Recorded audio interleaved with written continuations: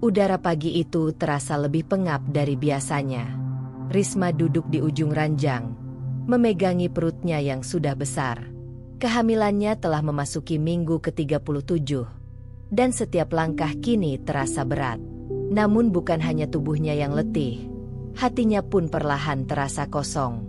Gilang, suaminya, yang dulu selalu bangun lebih awal untuk menyiapkan sarapan atau sekadar mengecup keningnya sebelum berangkat kerja, kini lebih sering terburu-buru pergi tanpa sepatah kata. Semenjak beberapa minggu terakhir, sikapnya berubah drastis. Dingin, diam, jauh. "Mas, nanti pulang jam berapa?" tanya Risma pagi itu, berusaha menyembunyikan keraguan di nadanya. "Lembur," jawab Gilang singkat, tanpa menoleh dari layar ponselnya. Tak ada senyum, tak ada perhatian, hanya satu kata, lalu diam lagi. Risma memandang punggung suaminya yang tampak begitu asing, padahal hanya berjarak 3 langkah darinya. Ia menelan ludah, mencoba menahan tangis yang tiba-tiba ingin meledak. Ia ingin percaya bahwa ini hanya fase. Mungkin Gilang sedang stres karena pekerjaan.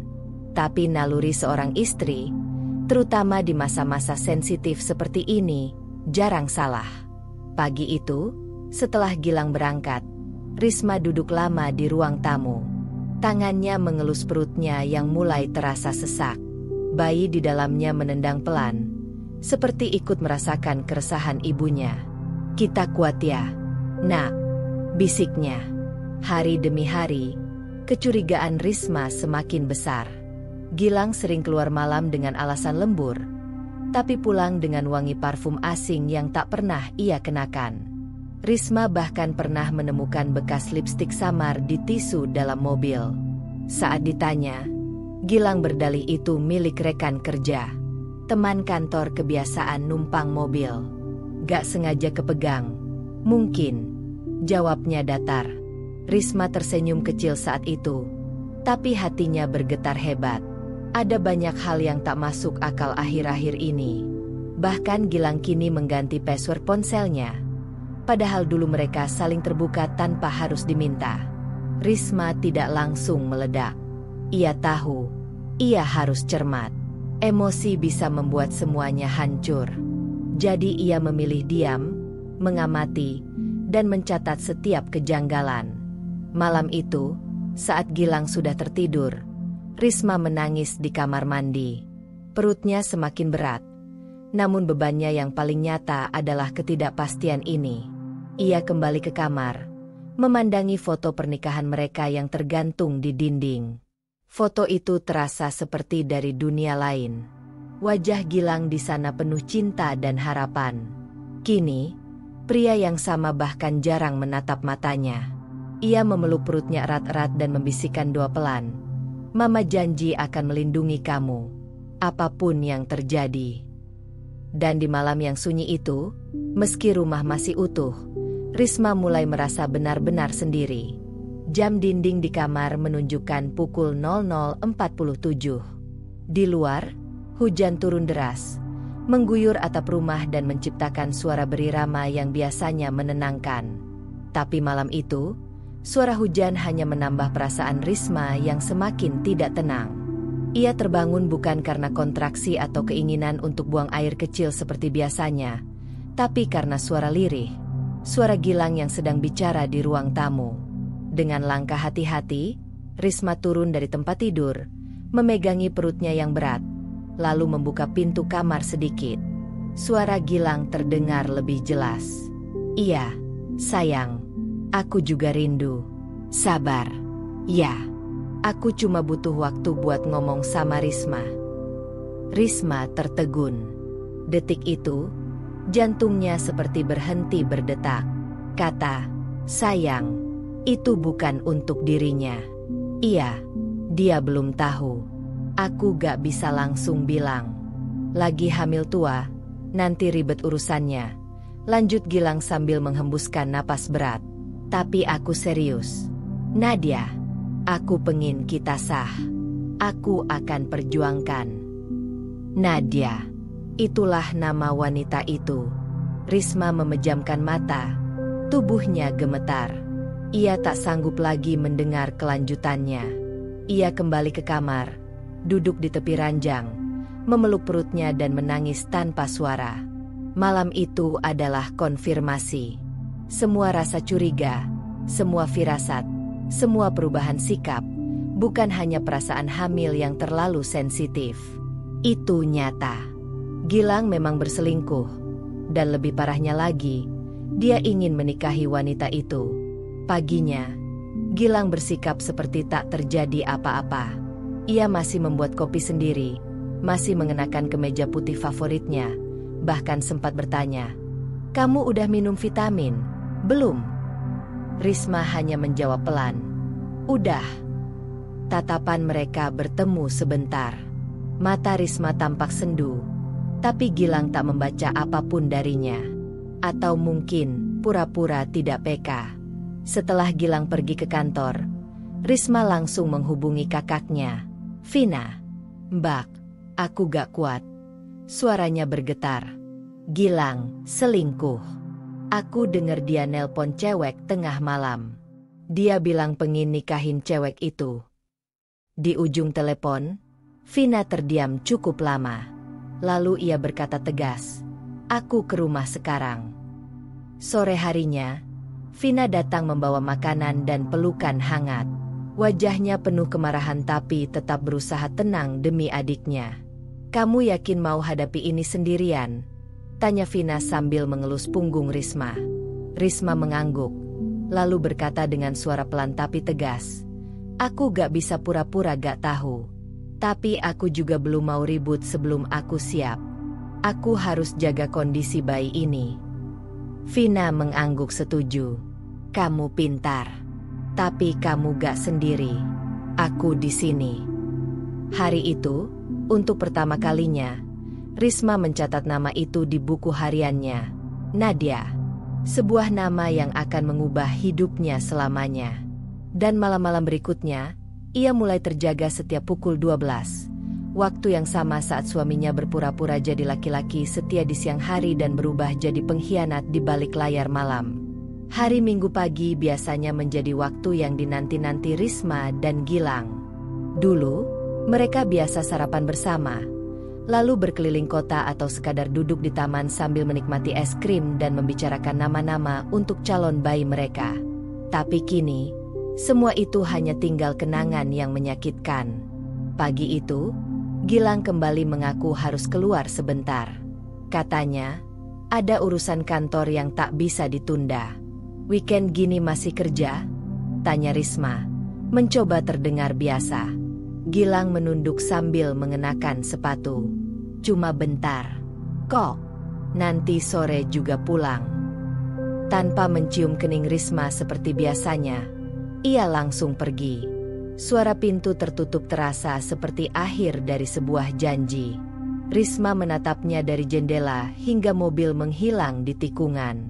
Setelah menunggu sekitar 1 jam, Risma memberanikan diri mengambil kunci cadangan mobil Gilang yang biasa ia simpan di lemari bawah. Ia tak lagi bisa menahan rasa curiga yang semakin menyiksa.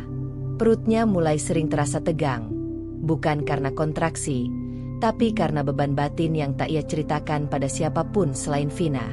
Ia membuka pintu mobil perlahan, dan aroma parfum menyengat langsung menyeruak begitu pintu depan dibuka. Parfum wanita, bukan miliknya, bukan aroma yang ia kenal. Ia menelan ludah, menahan mual yang datang bukan dari kehamilan, tapi dari rasa muak yang menyergap. Matanya menelusuri setiap sudut mobil, dari dashboard, laci penyimpanan, hingga kolong jok. Di lantai sebelah kiri, ia menemukan sesuatu, tisu bekas yang menempel noda merah muda. Lipstik. Tangannya gemetar. Ia mengangkat tisu itu dengan ujung jari. Warnanya mencolok. Bukan warna yang pernah ia miliki. Ia ingat semua shade lipstiknya, dan ini jelas bukan salah satunya. Matanya kemudian tertuju pada spion dalam yang sedikit miring, dan jok penumpang depan yang posisinya dimundurkan jauh ke belakang. Seolah seseorang dengan rok pendek ingin duduk santai di sana. Ada bekas bedak halus di sandaran. Semua ini seperti potongan teka-teki yang semakin lengkap. Tapi yang paling menusuk hati bukanlah barang bukti itu, melainkan kenyataan bahwa Gilang melakukan ini semua di mobil keluarga mereka, kendaraan yang dulu mereka gunakan untuk periksa kandungan bersama, kendaraan yang sebentar lagi akan membawa bayi mereka pulang dari rumah sakit. Risma tak kuat lagi. Ia menutup pintu mobil, kembali ke rumah sambil menangis dalam diam. Saat sore tiba, Gilang pulang dengan wajah datar seperti biasa. Risma sudah menyiapkan makan malam, dan seperti tidak terjadi apa-apa, ia menyambut suaminya dengan senyum tipis. "Capek, Mas?" tanyanya. "Lumayan," jawab Gilang. "Kamu udah makan?" Risma mengangguk. "Udah. Oh ya, tadi aku bersihin mobil, bersihin karpetnya." Gilang menoleh cepat, ekspresinya berubah sekejap. Panik, meski ia berusaha menyembunyikannya. "Ngapain? Kan aku bisa." Risma menatapnya dalam-dalam. "Aku cuma bersihin. Kebetulan nemu tisu bekas lipstik. Warna fuchsia. Bagus juga." Wajah Gilang langsung kaku. Tapi sebelum ia sempat menjawab, Risma tersenyum pelan dan berkata, "Aku cuma istri yang kebetulan hamil besar. Tapi bukan berarti aku bodoh." Gilang tak berkata apa-apa. Ia hanya duduk dan menatap layar televisi, padahal siaran belum menyala. Dan di ruang tamu itu, untuk pertama kalinya, Risma merasa tak perlu membuktikan apa-apa. Kebenaran sudah cukup jelas. Malam itu, ia menelepon Vina dan berkata, "Aku udah siap. Kalau dia makin keterlaluan, aku akan lawan." Pagi itu, Risma bangun lebih awal dari biasanya. Udara masih dingin, tapi semangat dalam dirinya mulai menghangat. Setelah beberapa hari menahan emosi, memendam rasa sakit, dan menyimpan bukti pengkhianatan suaminya, kini ia merasa waktunya sudah tiba. Ia ingin melihat dengan matanya sendiri, siapa sebenarnya Nadia, wanita yang berani masuk ke rumah tangganya. Dengan langkah pelan dan hati-hati, ia menyusun rencana sederhana. Hari ini ia akan mengikuti Gilang diam-diam. Sekitar pukul 8.30, Gilang pamit lagi dengan alasan yang sama seperti biasa. "Aku ada rapat di luar. Jangan lupa makannya." Risma hanya mengangguk, tersenyum singkat, lalu mencatat jam kepergiannya. Tak lama setelah Gilang keluar rumah, Risma menghubungi Vina. "Mbak, aku mau ikut Gilang. Bantu aku." "Ya." Vina datang dalam 20 menit. Ia menyamar sebagai driver, menggunakan mobilnya sendiri, agar lebih mudah mengikuti dari kejauhan. "Yakin kamu kuat, Ris?" tanya Vina sebelum menyalakan mesin mobil. Risma mengelus perutnya yang semakin berat. "Aku harus kuat. Untuk aku, dan untuk anakku." Mereka mengikuti mobil Gilang dengan jarak aman. Jalanan kota pagi itu cukup ramai, namun mereka tak kesulitan melacak kemana Gilang pergi. Setelah sekitar 30 menit, mobil Gilang berhenti di sebuah kafe mewah di tengah kota, tempat yang dulu sering mereka kunjungi sebagai pasangan suami istri yang bahagia. Risma menahan napas saat melihat Gilang turun dari mobil. Beberapa menit kemudian, seorang wanita cantik, berambut panjang dengan pakaian ketat dan riasan mencolok, datang menghampiri. Ia langsung menyentuh lengan Gilang, lalu duduk berhadapan dengannya sambil tertawa kecil. "Itulah Nadia." Risma memperhatikan dari kejauhan.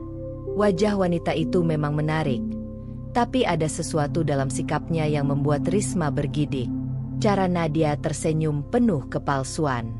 Cara dia menyentuh Gilang seolah menunjukkan bahwa ia telah menang. "Aku pengin lempar kursi ke mereka berdua," gumam Vina dengan geram. Tapi Risma tetap diam. Tangannya mencengkeram ujung baju hamilnya. Matanya tidak berkedip. Sakit, tentu. Tapi sekarang bukan saatnya meledak. Ia ingin tahu sejauh apa hubungan mereka. Apa Nadia benar-benar cinta? Atau hanya mengejar sesuatu? Setelah sekitar 1 jam, Gilang dan Nadia keluar dari kafe. Mereka tampak bercanda, lalu menuju mobil. Tapi sebelum masuk, Nadia mencium pipi Gilang, terang-terangan, di tempat umum. Risma memalingkan wajah. Dadanya terasa sesak, tapi air matanya tidak jatuh. Ia menahannya dengan keras. "Mbak, kita pulang. Aku udah lihat cukup." Malamnya, Gilang pulang seperti biasa. Kali ini, Risma tidak bertanya apapun.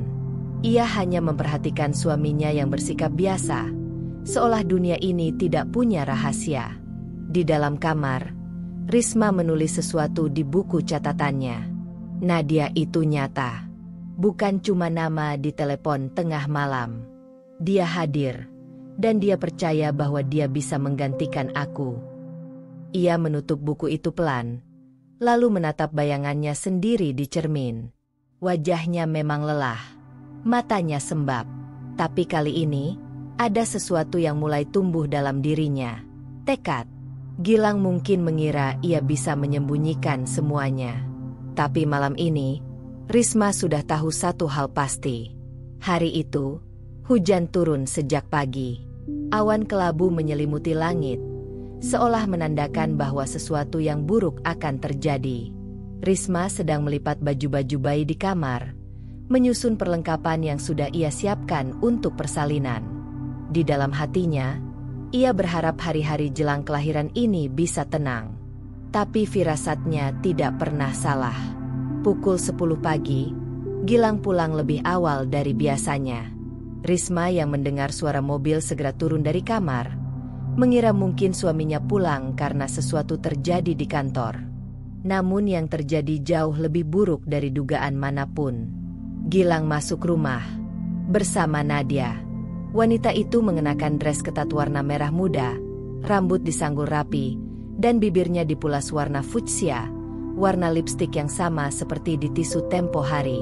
Nadia tersenyum sinis, matanya menelusuri rumah dengan rasa puas, seolah itu adalah rumah miliknya.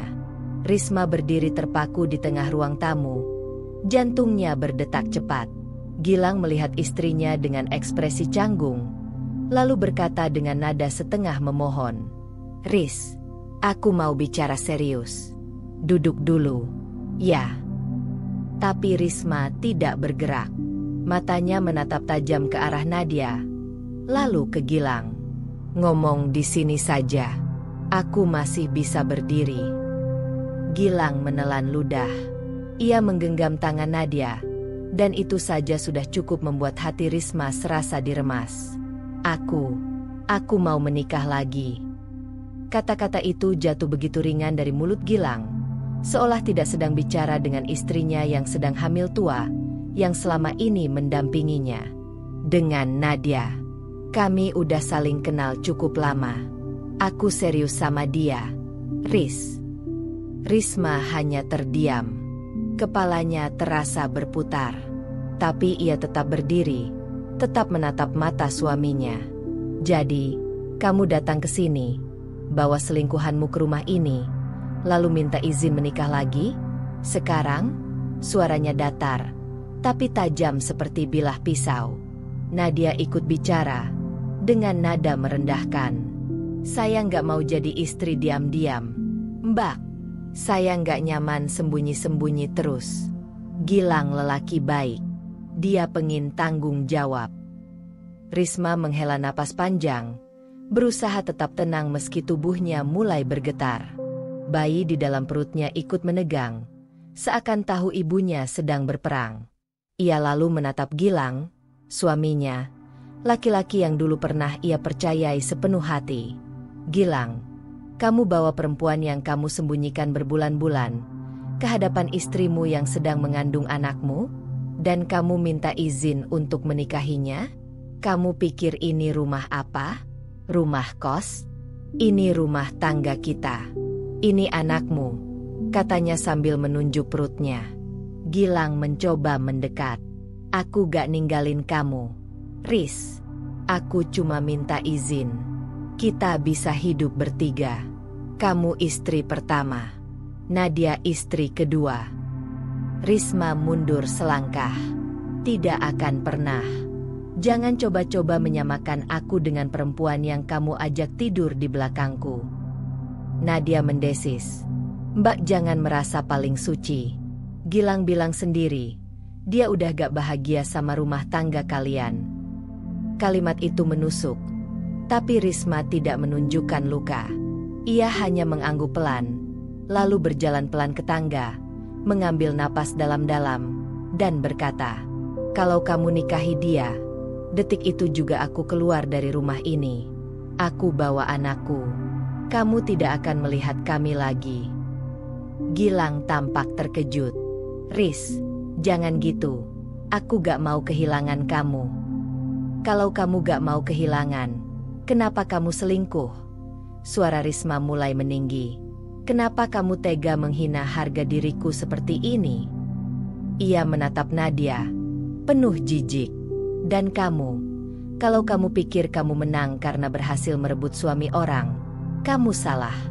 Yang kamu rebut bukan lelaki sejati, tapi pecundang." Nadia membelalak, hendak membalas, tapi Risma mengangkat tangan. "Cukup. Keluar dari rumah ini sebelum aku lempar kamu keluar dalam keadaan hamil 9 bulan. Gilang panik. "Riz, jangan kasar." "Keluar," bentak Risma. "Kamu juga. Gilang, bawa dia keluar dari sini sekarang." Melihat sorot mata Risma yang begitu marah dan terluka, Gilang akhirnya menarik tangan Nadia dan keluar rumah dengan tergesa-gesa. Pintu tertutup keras. Dan saat itu juga, air mata yang sedari tadi ditahan akhirnya tumpah. Risma duduk di lantai, memegangi perutnya. Bayinya bergerak pelan, seolah ikut menangis bersama ibunya. Dan untuk pertama kalinya dalam hidupnya, Risma merasa hatinya hancur, tapi tekadnya tidak. Sejak kejadian pagi itu, suasana rumah Risma tak lagi sama. Sunyi, tegang, dan penuh beban yang tidak terlihat. Tapi lebih dari itu, hati Risma kini dipenuhi luka yang membara. Sakit hati, malu, dan amarah bercampur jadi satu, menyesakkan dadanya hingga kadang sulit bernapas. Vina datang sore harinya. Wajahnya cemas melihat Risma duduk diam di ruang tamu. Matanya sembab, tangannya terus mengusap perut. "Risma, kamu harus istirahat. Kamu gak boleh terlalu emosi. Nanti kontraksi." Risma hanya menoleh sebentar. "Aku udah gak bisa tidur. Mbak, aku gak ngerti. Laki-laki bisa sejahat itu. Aku pikir Gilang. Aku pikir dia cinta sama aku." Vina memeluk adiknya erat. "Kamu gak sendiri. Aku di sini. Kita hadapi sama-sama. Kamu kuat, Riz." Pukul 8 malam, terdengar suara mobil di halaman. Risma langsung berdiri. Napasnya tercekat. Gilang masuk rumah dengan wajah lelah. Tanpa Nadia. Ia terlihat ragu, tapi tetap melangkah masuk ke ruang tamu. "Aku mau bicara," katanya. Vina menatap Risma, meminta izin dengan pandangan. Risma mengangguk pelan. Ia duduk tegak, menatap suaminya tanpa senyum, tanpa kelembutan seperti dulu. "Aku udah pikirin semuanya." Gilang mulai. "Aku tetap pengen nikahin Nadia. Tapi aku juga gak mau pisah dari kamu." "Jadi kamu mau punya 2 istri?" Risma menyela. Nadanya tenang tapi tajam. Gilang mengangguk. Pelan. "Iya. Aku yakin bisa adil." "Buk." Risma meninju meja di depannya. Napasnya mulai berat. "Kamu pikir aku barang, Gilang? Kamu pikir aku bisa kamu bagi 2? Kamu kira aku gak punya harga diri?" Vina bergegas ke sisi Risma, mencoba menenangkannya. Tapi Risma tak bisa berhenti. Air matanya mengalir. Tapi bukan karena lemah, karena marah, karena sakit. "Kamu lihat perutku? Ini anakmu. Aku tidur sendiri tiap malam. Nahan sakit, nahan capek. Dan kamu di luar sana, tidur sama perempuan lain. Gilang tertunduk. Aku hilaf.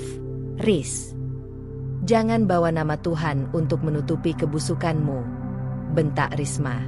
Kamu hilaf berkali-kali. Kamu pikir aku wanita bodoh yang cuma bisa menangis di pojokan sambil minta maaf? Vina memeluk bahu Risma, takut adiknya mengalami kontraksi karena emosi yang meledak-ledak. Tapi Risma tidak berhenti. Kamu minta izin nikahin Nadia? Aku bilang sekarang, kalau kamu berani nikah sama dia, aku keluar dari rumah ini. Aku bawa anakku. Dan kamu gak akan pernah lagi bisa menyentuh hidupku. Gilang mendongak. Kamu ngancam aku, Riz. Bukan ancaman. Ini janji. Sekali kamu menikah sama dia, aku akan buat kamu nyesel seumur hidup. Gilang terdiam. Vina menatapnya tajam. Kamu pikir kamu hebat bisa punya 2 istri? Kamu gak sadar. Kamu sedang menghancurkan anak yang belum lahir. Kamu pikir anakmu gak akan tahu kelakuan ayahnya nanti? Gilang tak bisa berkata apa-apa. Ia bangkit, melangkah ke pintu. Sebelum keluar, Risma berkata dengan suara dingin, "Kamu punya 1 malam. Besok pagi aku mau jawaban. Kalau kamu tetap pilih Nadia, aku anggap kamu bukan suami lagi." Pintu tertutup. Risma duduk, gemetar. Tapi matanya tidak lagi sembab. Ia tidak kalah. Ia sedang bangkit. Pagi itu, matahari terasa lebih panas dari biasanya. Meski cuaca masih mendung. Risma sudah bangun sejak subuh.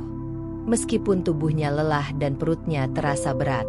Ia duduk di ruang tamu dengan wajah tegas, menunggu Gilang yang semalam pulang larut dan langsung masuk ke kamar tanpa sepatah kata pun. Vina masih menemaninya. Semalaman ia tak tidur, duduk di lantai samping adiknya sambil berjaga-jaga kalau kontraksi datang tiba-tiba. Tapi pagi ini, yang datang bukan kontraksi, melainkan keputusan. Gilang turun dari kamar pukul 7, masih mengenakan kemeja kantor. Ia tampak kelelahan, wajahnya kusut, rambut acak-acakan. Tapi Risma tidak peduli. Hari ini bukan tentang penampilan. Hari ini tentang nasib rumah tangga mereka. Riz, Gilang mulai pelan, duduk di kursi seberang istrinya. Aku udah mikir semalaman. Aku bingung. Aku sayang kamu. Tapi aku juga. Berhenti. Potong Risma. Gilang terdiam. Kalau kamu masih menyebut kata "tapi", itu artinya kamu belum memilih. Dan aku gak punya waktu untuk laki-laki plan-plan. Aku mau melahirkan dalam 2 minggu ke depan. Mungkin bisa lebih cepat kalau terus-terusan begini. Kamu pikir aku bisa lahirin anak dalam kondisi hati seperti ini? Gilang menunduk. Aku tahu aku salah. Bukan cuma salah. Gilang, kamu jahat. Risma menunjuk dirinya sendiri. Lihat aku.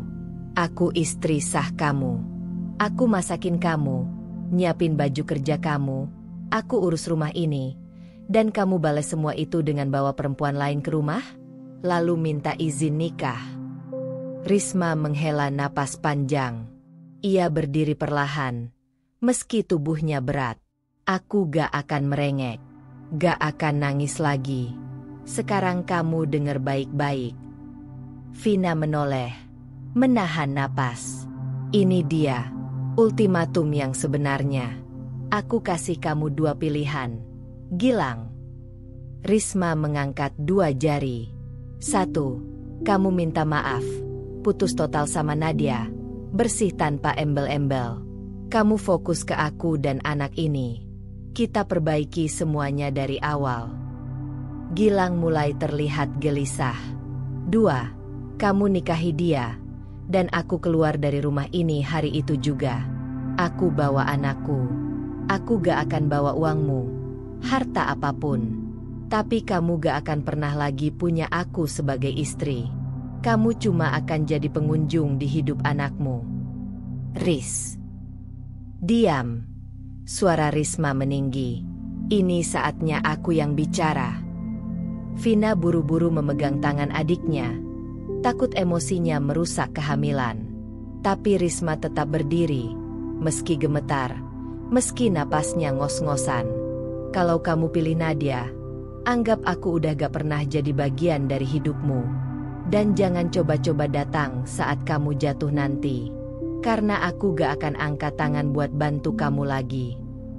Suasana hening. Yang terdengar hanya suara napas berat Risma dan detik jam di dinding. Gilang berdiri. Ia mengangguk pelan. Berarti kamu maksa aku milih sekarang?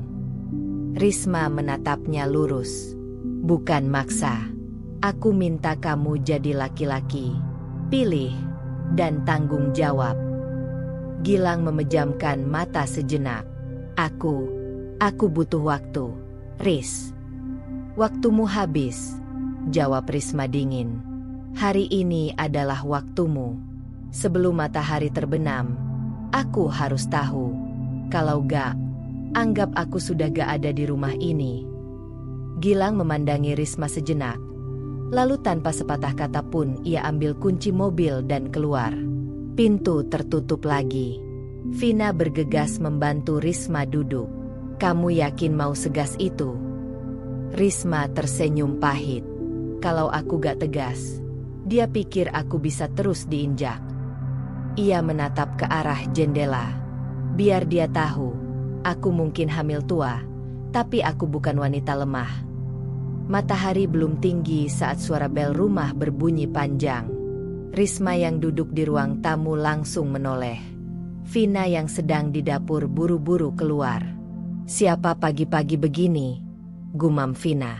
Saat pintu dibuka, tampak sosok yang tak asing. Bu Ratna, ibu kandung Gilang, berdiri dengan wajah tegang. Di belakangnya ada paman Gilang, Pak Yusuf. Wajah keduanya menunjukkan satu hal. Mereka datang karena sudah tahu. Risma berdiri perlahan, menahan rasa campur aduk. Ia menghormati mertuanya, tapi luka yang ia rasakan belum sempat pulih, bahkan setitik pun.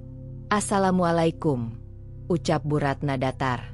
Waalaikumsalam. Silakan masuk, Bu, jawab Risma sopan. Bu Ratna masuk, duduk di sofa dengan gerakan kaku. Ia tidak langsung bicara. Baru setelah Vina ikut duduk, suasana menjadi lebih tegang. Aku dapat kabar dari Gilang. Akhirnya Bu Ratna buka suara.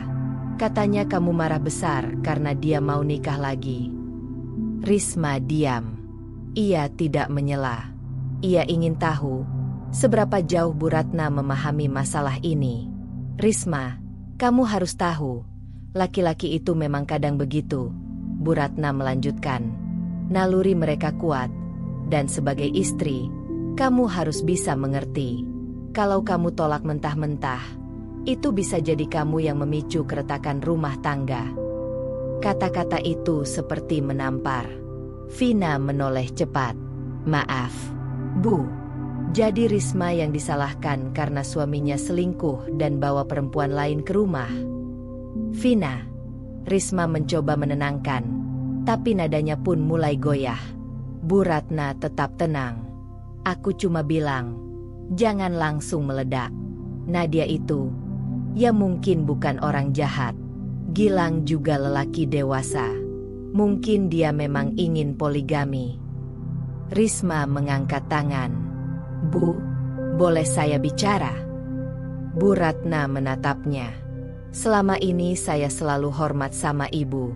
Saya anggap ibu seperti ibu saya sendiri. Tapi kali ini, saya gak bisa diam. Risma menatap mertuanya dengan tegas. Saya bukan menolak karena iri. Saya menolak karena saya tidak rela dipermainkan. Suami saya tidur dengan wanita lain di belakang saya. Bukan cuma itu, Bu. Dia bawa perempuan itu ke rumah ini, dan dengan ringan minta izin menikah. Saat saya sedang hamil besar, ibu masih bisa bela dia. Bu Ratna tampak terkejut. Matanya berkedip cepat. Apa? Dia bawa perempuan itu ke rumah? Iya, Bu. Vina menyahut. Duduk di ruang tamu ini, dengan muka tanpa malu. Dan bilang kalau dia gak mau sembunyi-sembunyi lagi. Pak Yusuf yang sejak tadi diam akhirnya bersuara. Loh, itu udah keterlaluan. Kalau cuma sekadar minta izin, itu satu hal. Tapi bawa ke rumah? Saat istrinya hamil pula. Bu Ratna mulai gelisah. Gilang gak cerita sampai segitu. Dia cuma bilang kamu gak mau diatur. Risma menghela napas. Itulah, Bu. Bahkan saat dia bersalah pun, dia tetap ingin saya yang minta maaf. Bu Ratna menunduk. Wajahnya mulai berubah. Kini tampak menyesal. Saya sayang sama Gilang, Bu. Tapi kalau sayang itu harus saya bayar dengan harga diri saya lebih baik pergi.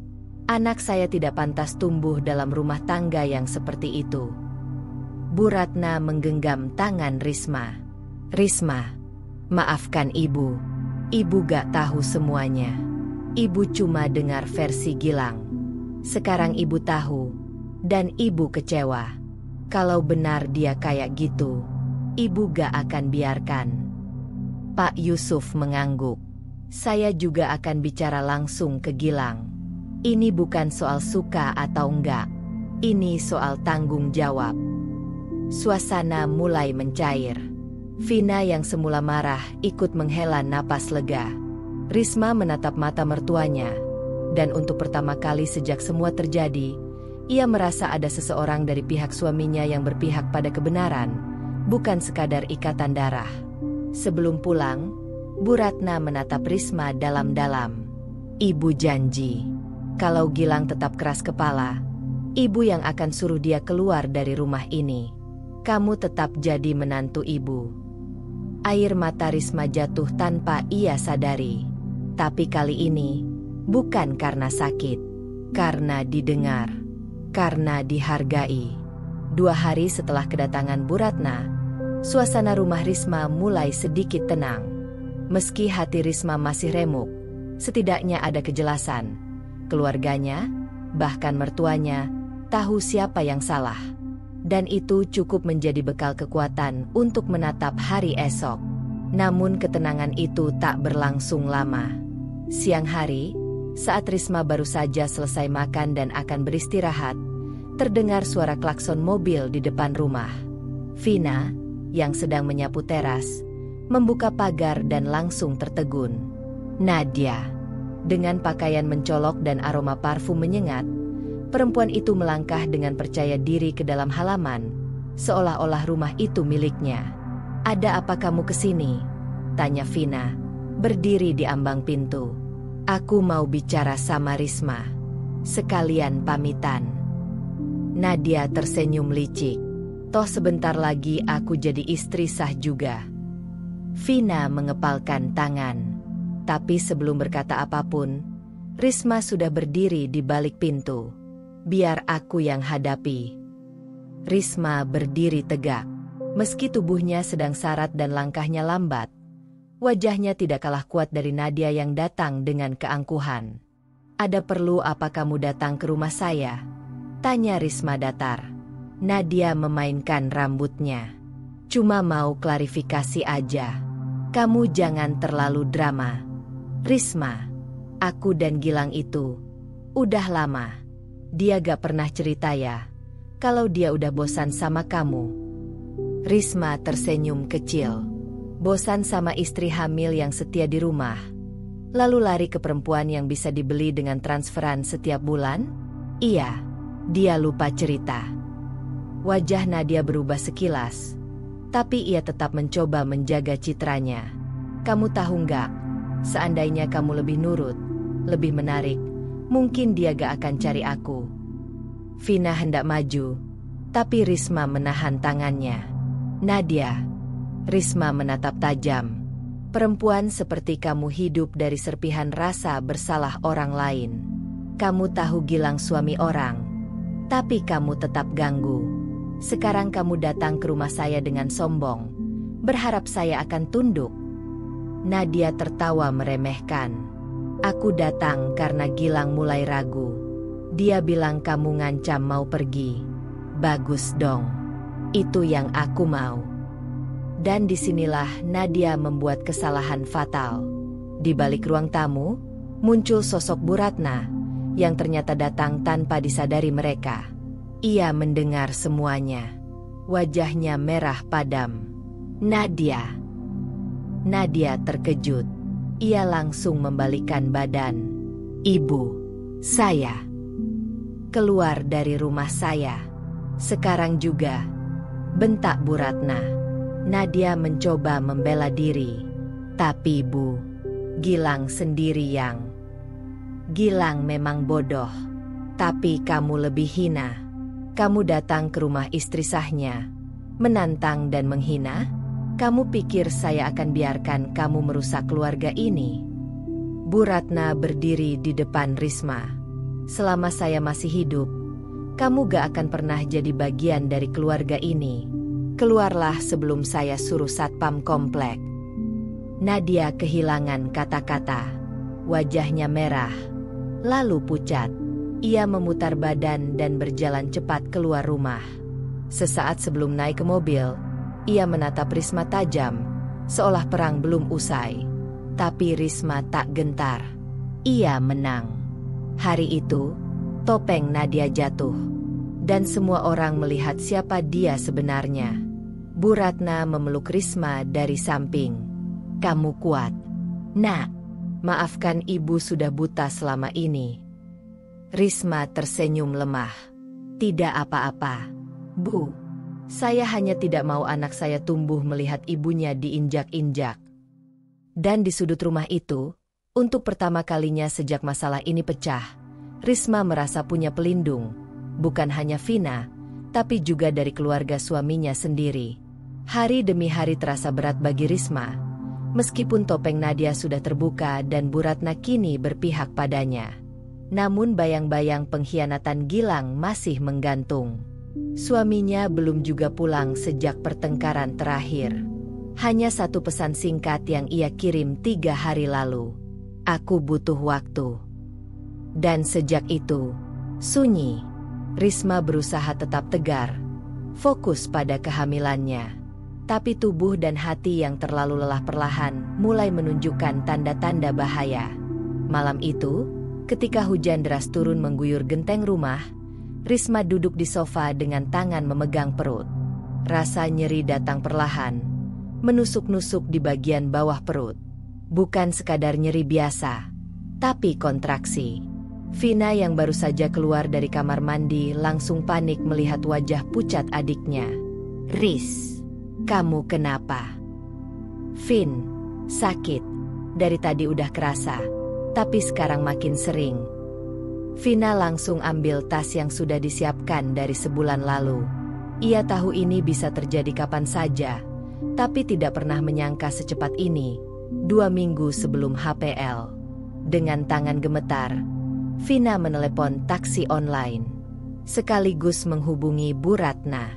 Bu, Risma kontraksi. Saya bawa ke rumah sakit sekarang.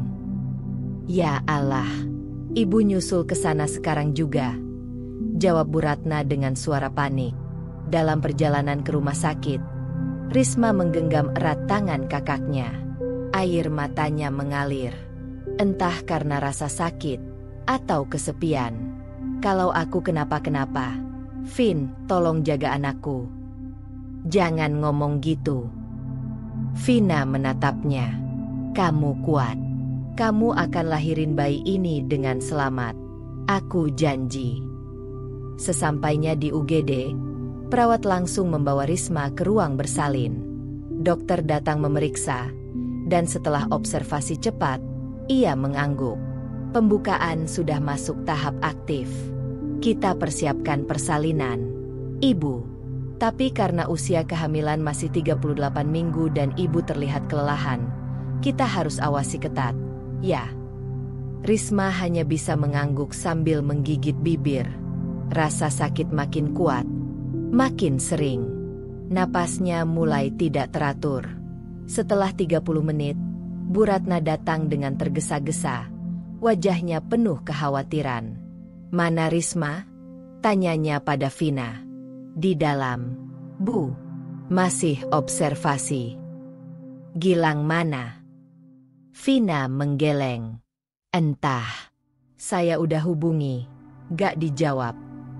Bu Ratna mendekati dinding, mengeluarkan ponsel, dan menelepon putranya. Setelah nada sambung ketiga, Gilang mengangkat. "Ibu, kamu di mana? Istrimu mau melahirkan. Sekarang juga ke rumah sakit." Terdengar suara kaget di ujung telepon. "Apa? Di mana?" "Siloam. Gerak sekarang juga kalau kamu masih punya hati." Bu Ratna menutup telepon dengan tangan gemetar. Ia menatap Vina. Lelaki itu harusnya malu. Tapi biar bagaimanapun, dia harus lihat anaknya lahir. Vina hanya diam. Ia memilih menunggu. Fokusnya hanya satu, Risma dan bayi harus selamat. 1 jam kemudian, dokter keluar dan memberi kabar. Ibu Risma sudah dalam proses aktif. Kalau semua berjalan lancar, bayi akan lahir dalam 2 jam ke depan. Tapi kami mohon doa ya, karena tekanan darah Ibu Risma naik. Bu Ratna mengangguk. "Kami doakan, Dok." Dan di tengah-tengah ketegangan itu, Gilang datang. Dengan wajah panik, mata sembab, ia langsung menghampiri Bu Ratna. "Ibu, gimana Risma? Kamu pantasnya gak usah datang. Tapi kalau kamu mau lihat anakmu lahir, berdirilah sebagai ayah, bukan sebagai laki-laki pengecut," kata Bu Ratna dingin. Gilang hanya menunduk. Ia menatap Vina, yang menahan diri untuk tidak menghardiknya. Dan ketika tangisan bayi menggema dari ruang bersalin, semua hening. Beberapa menit kemudian, seorang perawat keluar dengan senyum. "Selamat, bayi perempuan. Sehat, ibu juga stabil." Tangis bahagia pecah. Gilang terduduk. Wajahnya tak sanggup menyembunyikan rasa bersalah. Dan saat Risma digeser keluar dari ruang bersalin ke ruang perawatan, matanya bertemu dengan mata Gilang. Tak ada kata, hanya tatapan kosong dari seorang istri yang pernah disakiti dan kini baru saja menjadi ibu. Risma terbaring lemah di ranjang rumah sakit, namun pelukan kecil di lengannya membuat semuanya terasa damai. Di dadanya, terbaring bayi mungil berwajah teduh, masih terbungkus selimut putih. Putrinya, malaikat kecil yang datang di tengah badai. Vina duduk di sisi ranjang, tak mampu menahan air mata. Ia mencium kening adiknya dengan lembut. "Kamu luar biasa, Riz." Risma menoleh pelan, tersenyum. Matanya masih sembab, tapi penuh rasa syukur. "Aku nggak nyangka, aku bisa sekuat ini." Di luar ruangan, Gilang berdiri di balik kaca. Ia tak masuk, belum berani. Ia hanya menatap istrinya dan anaknya dari kejauhan. Wajahnya hancur oleh rasa bersalah. Baru kali ini ia menyadari apa yang hampir ia buang. Bu Ratna datang dan berdiri di sampingnya. Ia ikut melihat cucu pertamanya. "Cantik, ya," ucapnya pelan. Gilang hanya bisa mengangguk. Ia bahkan tak sanggup menjawab. "Gilang, kamu dengar ibu baik-baik. Ini saatnya kamu minta maaf. Bukan hanya pakai kata-kata, tapi dengan perbuatan. Kalau kamu masih laki-laki." "Ibu," suara Gilang bergetar. "Aku hancur. Aku nggak tahu kenapa aku bisa sejauh itu. Nadia, dia nggak seperti yang kupikirkan. Aku udah kehilangan akal. Aku tahu aku jahat, Bu." Bu Ratna menatap putranya dengan kecewa, namun masih menyisakan belas kasih. "Kamu masih punya kesempatan. Tapi jangan berharap Risma langsung menerima kamu lagi. Kamu harus buktikan. Bukan dalam sehari, tapi mungkin bertahun-tahun." Sementara itu, Di dalam ruangan, Risma memeluk putrinya lebih erat. Namamu? Naila Az-Zahra. Cahaya yang suci, bisiknya. Vina tersenyum. Nama yang indah.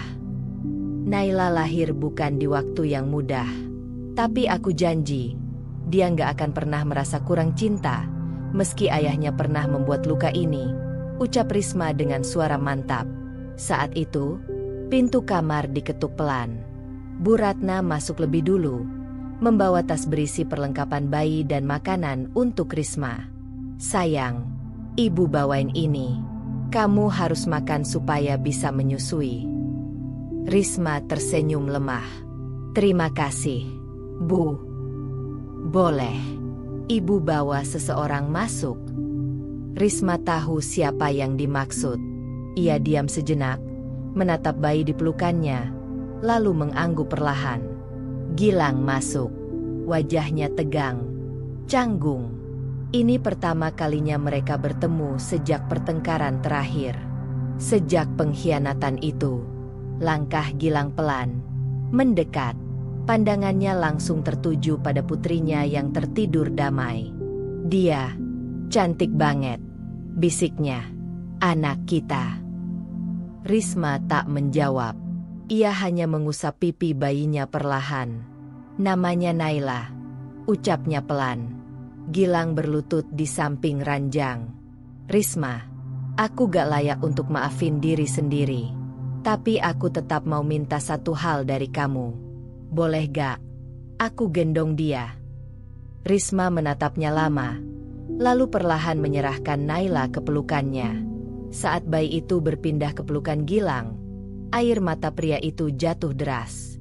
Tangis penyesalan, tangis kehilangan, tangis karena akhirnya sadar bahwa yang terpenting dalam hidupnya hampir saja ia hancurkan sendiri.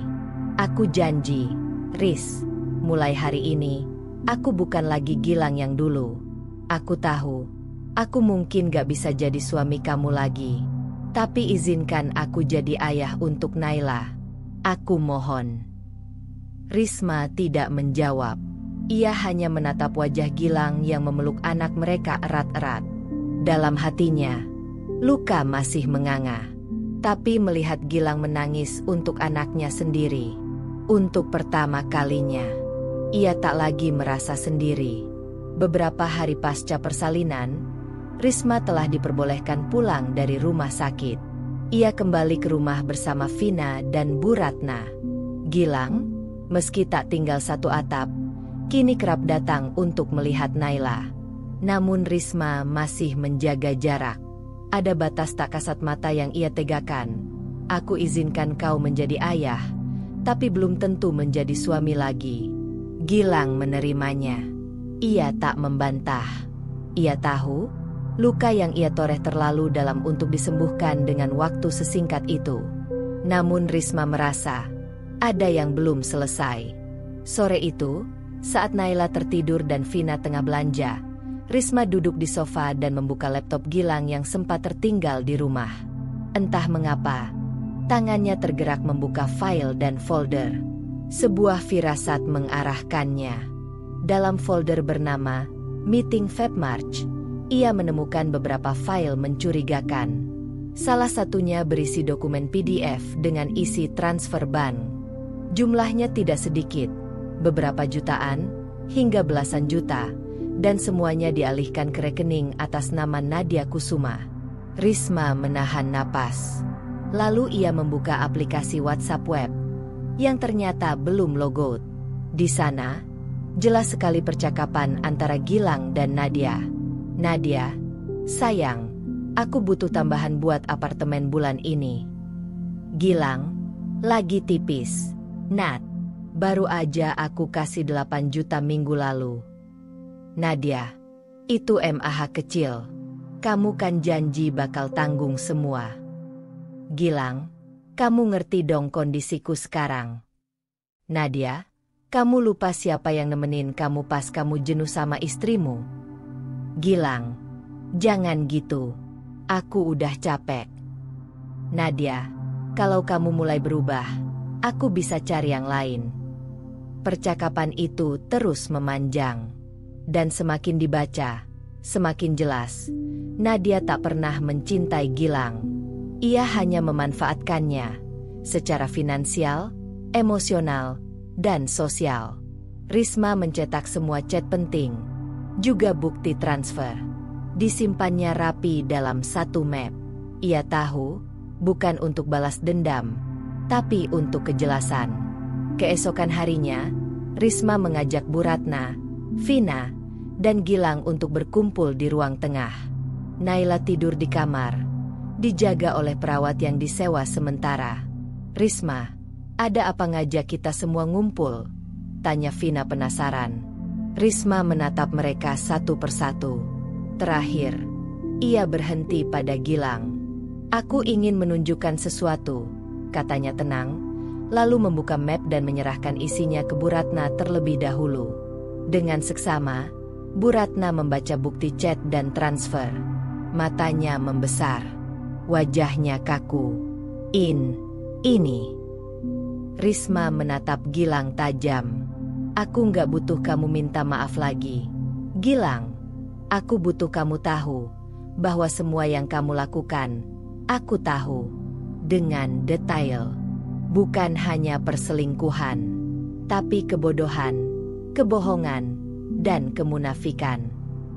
Gilang pucat. Ia mengambil dokumen dari tangan ibunya, lalu membaca cepat. Semakin turun halaman demi halaman, raut wajahnya berubah jadi panik dan malu. Aku nggak tahu dia sampai segitunya." "Jangan bilang nggak tahu. Kamu yang kirim uang itu, kamu yang ajak dia jalan, kamu yang suruh dia sabar karena kamu masih belum cerai. Semua itu kamu lakukan waktu aku lagi ngidam, lagi sakit, lagi nunggu kamu pulang setiap malam." Suara Risma naik, tapi bukan teriakan. Itu suara hati yang terluka terlalu dalam untuk bisa dibendung. Vina menggenggam tangan adiknya, menahan emosinya sendiri. Bu Ratna mendesah berat. "Gilang, kamu menyesal bukan karena dosa, tapi karena ketahuan. Risma lebih baik dari kamu. Dia bahkan masih izinkan kamu lihat anakmu. Kalau dia mau, dia bisa gugat kamu habis-habisan." Gilang menunduk. Suaranya pelan dan parau. "Aku siap tanggung semuanya. Riz, aku rela kalau kamu nggak mau terima aku lagi sebagai suami. Tapi izinkan aku jadi ayah Naila. Setiap waktu, aku akan bantu semua kebutuhan dia. Aku akan berhenti kerja dari kantor kalau perlu. Aku..." "Berhenti bicara," potong Risma. "Bukti ini bukan untuk aku jatuhkan kamu, tapi untuk aku pastikan kamu gak pernah lagi ulangi ini ke perempuan manapun, apalagi ke anakmu sendiri suatu hari nanti." Gilang mengangguk, wajahnya penuh air mata. "Dan satu lagi," lanjut Risma, "kamu boleh lihat anakmu, tapi jangan pernah bawa Nadia ke dekat rumah ini lagi. Aku gak akan segan bawa ini ke hukum." Gilang menelan ludah. "Aku sudah gak sama dia lagi." Risma menatapnya dalam. "Bagus. Karena setelah ini, hidup kamu bukan lagi soal cinta, tapi soal tanggung jawab." Setelah Risma menunjukkan bukti perselingkuhan, hubungan Gilang dan Nadia perlahan hancur. Bukan karena kejujuran, tapi karena kepentingan yang tak lagi sejalan. Nadia yang dulunya manis dan penuh rayuan, kini menjelma menjadi sosok yang sinis dan menuntut. 3 minggu setelah Naila lahir, Gilang akhirnya benar-benar memutuskan untuk bertemu Nadia dan mengakhiri semuanya secara langsung. Mereka bertemu di sebuah kafe kecil, tempat yang dulu sering mereka datangi secara sembunyi-sembunyi.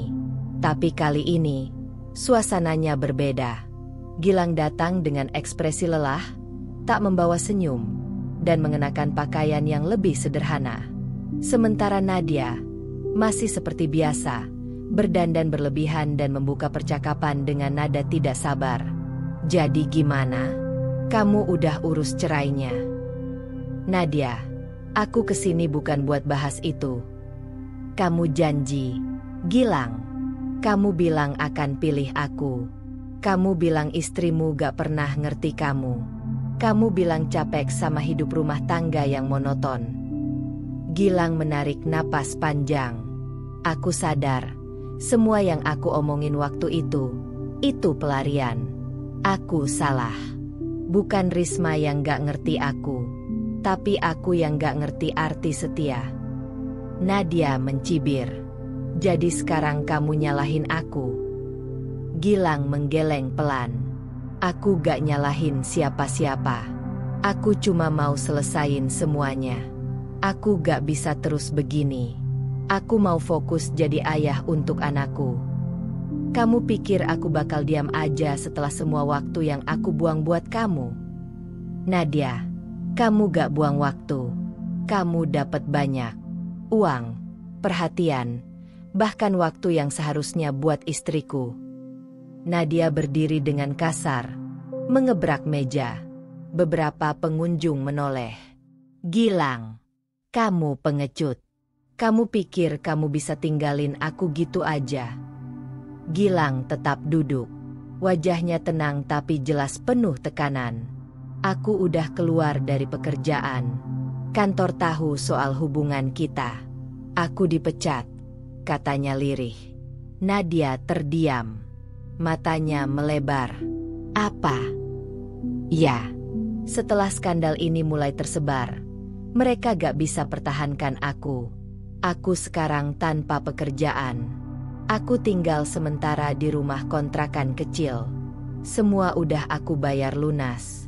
Aku gak punya apa-apa sekarang. Nadia tampak menahan napas. Wajahnya jelas berubah.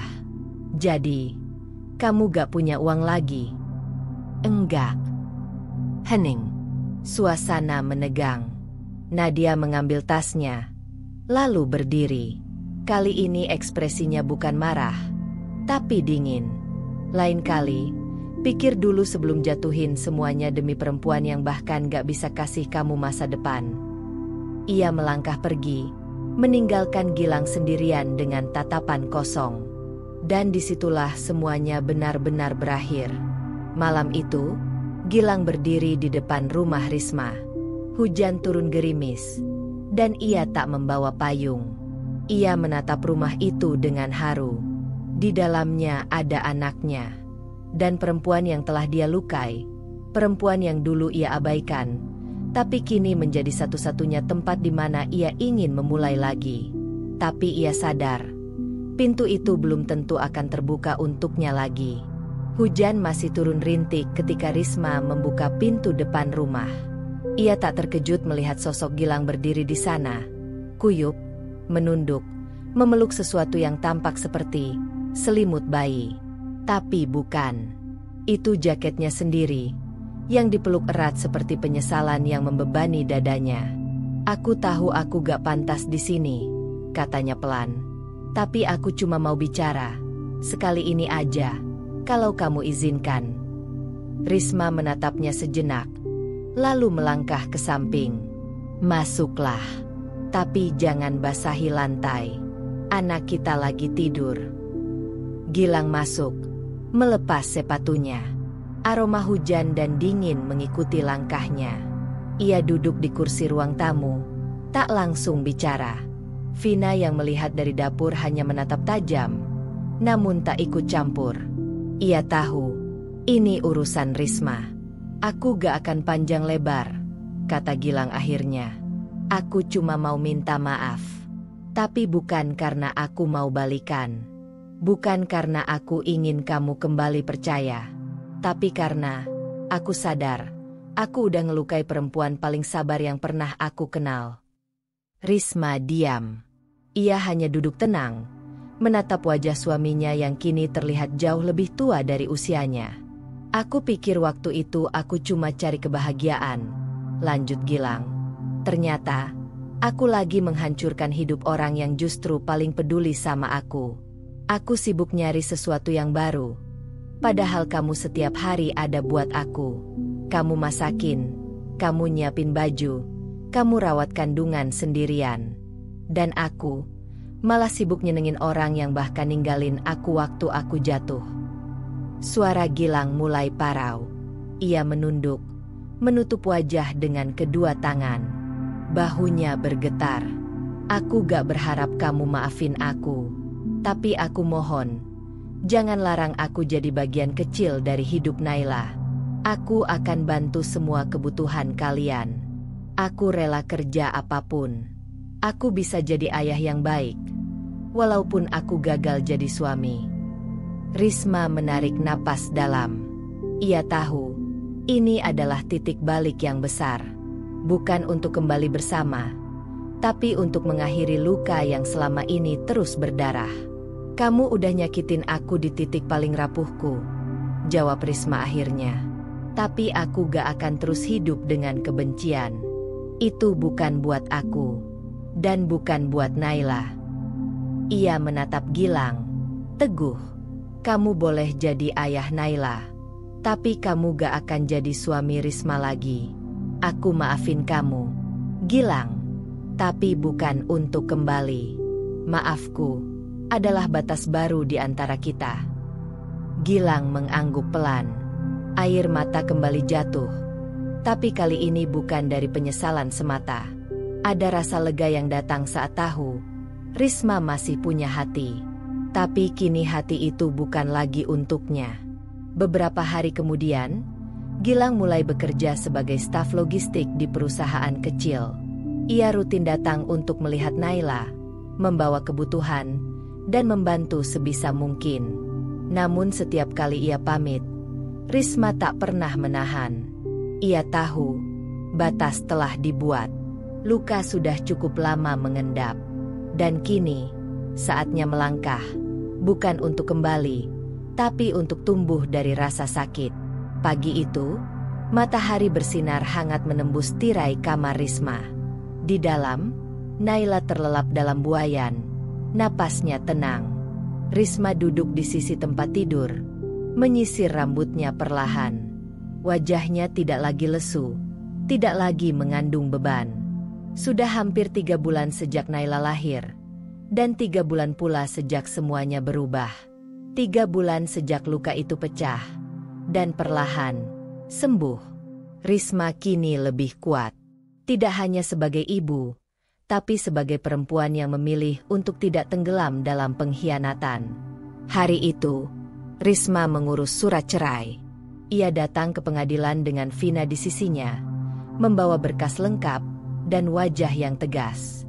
Bukan dendam yang membawanya ke sana, tapi ketegasan.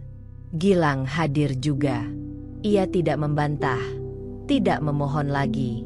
Ia hanya diam, menandatangani surat itu dengan tangan bergetar. Setelah semuanya selesai, Gilang berdiri dan berkata, "Terima kasih, karena kamu pernah jadi istri yang luar biasa. Aku cuma bisa jadi ayah yang baik sekarang." Risma mengangguk. Lakukan itu dengan sepenuh hati. Karena Naila butuh figur yang kuat, bukan laki-laki yang lemah. Beberapa bulan kemudian, kehidupan Risma berubah. Ia mulai membuat konten video soal parenting, tentang pengalaman menjadi ibu tunggal, soal pengkhianatan, dan bagaimana membangun kekuatan batin dari luka terdalam. Kontennya viral. Banyak perempuan merasa terwakili, terinspirasi. Vina, yang sejak awal selalu mendukung, ikut membantu mengelola kanalnya. Mereka bahkan membuka komunitas kecil untuk ibu-ibu yang mengalami hal serupa, tempat aman untuk saling cerita dan saling menguatkan. Bu Ratna kini sering datang, bermain dengan Naila, dan bahkan tak jarang memuji Risma di depan orang lain. "Risma itu perempuan paling kuat yang saya kenal," katanya pada tetangganya suatu hari. "Dia gak marah-marah, tapi dari diamnya saja, orang bisa sadar betapa tegas dan tangguhnya dia." 1 tahun kemudian, Risma duduk di taman sambil menyuapi Naila yang sudah mulai berjalan tertatih. Di sekelilingnya banyak ibu-ibu muda yang bermain dengan anaknya juga. Seseorang sempat menghampiri, seorang pria sopan yang hanya menyapa ringan dan menawarkan tisu karena makanan Naila tumpah. Risma tersenyum sopan, mengucap terima kasih. Tapi tak lebih. Dia tak lagi terburu-buru membuka hati. Baginya, cinta bukan hal yang harus dicari, tapi keteguhan diri, itulah yang utama. Aku bukan wanita lemah. Dulu, aku pernah diam meski disakiti. Pernah menangis dalam sunyi, menahan sesak saat semua runtuh. Tapi kini, aku bangkit. Bukan untuk membalas, tapi untuk menunjukkan bahwa perempuan bisa kuat, bahkan saat dunia mengira dia akan hancur. Aku adalah ibu. Aku adalah pejuang. Aku, Risma, pernah disakiti, tapi aku tidak dikalahkan.